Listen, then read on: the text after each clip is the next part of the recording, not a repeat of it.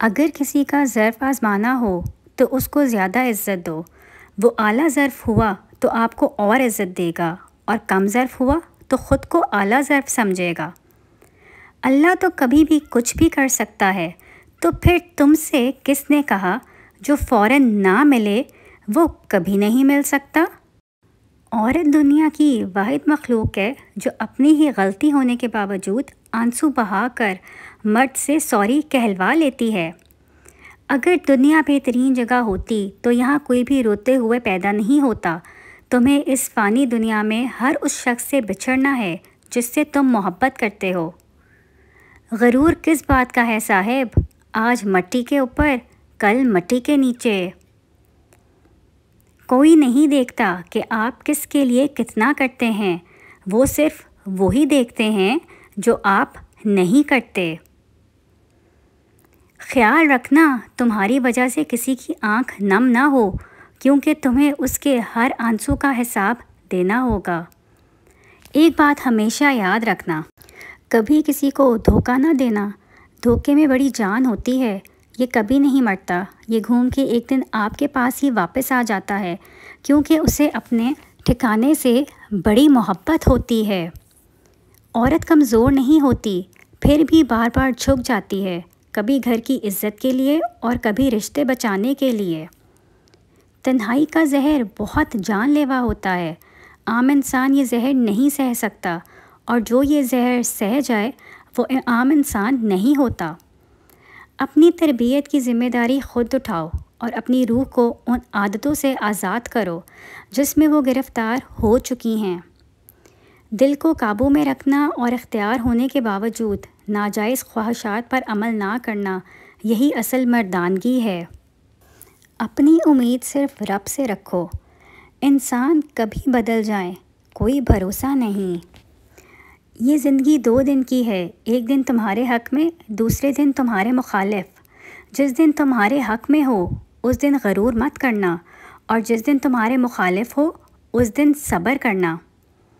وہ رب جب صبر دیتا ہے نا، خدا کی قسم جان سے پیارا شخص بھی سامنے کھڑا نظر نہیں آتا۔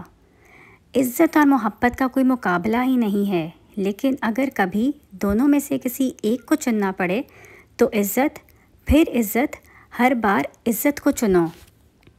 شرط لگی تھی دنیا کو ایک لفظ میں لکھنے کی، لوگ کتابیں ڈھونڈتے رہیں، میں نے ماں لکھ دیا۔ مجھے اپنے ماضی کا دکھ نہیں ہے، دکھ تو صرف اس بات کا ہے کہ غلط لوگوں میں وقت بہت ضائع کیا۔ مجھے ہمیشہ یاد رہے گا تمہارا وہ بلا وجہ بدل جانا۔ انسان رہ سکتا ہے محبت کے بغیر، رشتوں کے بغیر، لوگوں کے بغیر، مگر انسان اللہ پاک کے بغیر نہیں رہ سکتا۔ سب سے بہترین ہجرت گناہوں سے نیکی کی طرف ہے۔ مشکل اپنا حل اپنے ساتھ لے کر آتی ہے، انسان کو بس اللہ پر بھروسہ ہونا چاہیے۔ جب عرش والے کی طرف سے ہاں ہو تو فرش والوں کی تمام سازشیں بیکار جاتی ہیں۔ تکلیف تب ہوتی ہے جب لہجوں کی سمجھ آتی ہے۔ اپنی خوشیوں کو اپنے اندر رکھیں، لوگ خوبصورت چیزوں کو تباہ کر دیتے ہیں۔ بے شک نماز میں دل کا سکون ہے، یا اللہ ہمیں 5 گانہ نماز پابندی سے پڑھنے کی توفیق عطا فرما۔ بہترین پانے کے لیے بہترین بننا پڑتا ہے، کیونکہ پاک کو ہی پاکیزہ ملتا ہے۔ بندہ مخلص ہو تو لوگ پاگل کہتے ہیں۔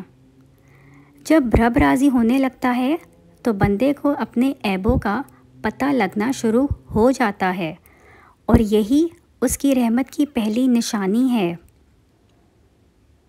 کچھ لوگ اس لیے بھی ہماری زندگی سے نکل جاتے ہیں کیونکہ ہم آیت الکرسی پڑھتے رہتے ہیں۔ وہ آنسو بہت قیمتی ہے جو اللہ کی بارگاہ میں گناہوں سے معافی مانگنے کے لیے بہے۔